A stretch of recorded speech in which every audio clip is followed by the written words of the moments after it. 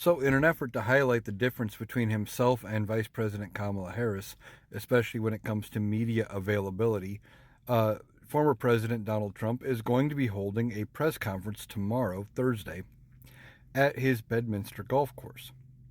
Now, I expect this to be a slightly more polished news conference than the one he gave last week at Mar-a-Lago, where they just used the Mar-a-Lago podium and some flags. I expect there to be more campaign stuff out and about because his advance team will have time to actually set up. And it may come off as more of a actual press conference than an incoherent campaign rally. But we'll see. We'll see what happens.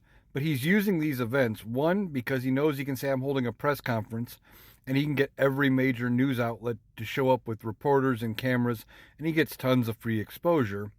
But on top of that, he doesn't have to go anywhere. He doesn't have to book a venue because it's coming out that there's a lot of venues in a lot of cities that will not let him come because he owes them money.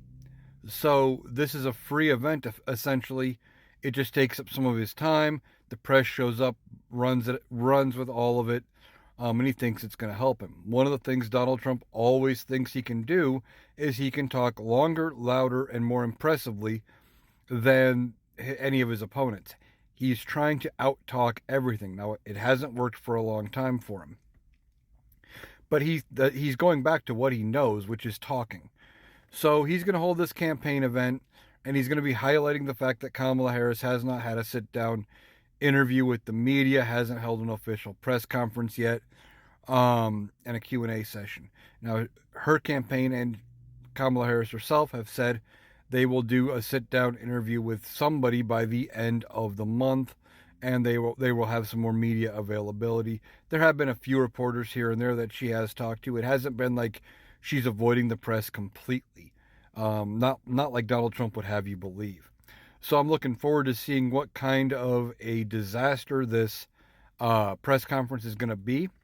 Fully expect it to be as bad as the one last week.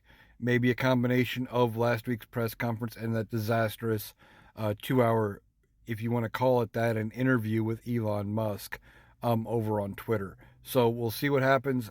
Fully expect this to be a disastrous press conference yet again. But it's all he's got left is these free events because he knows the media is going to show up.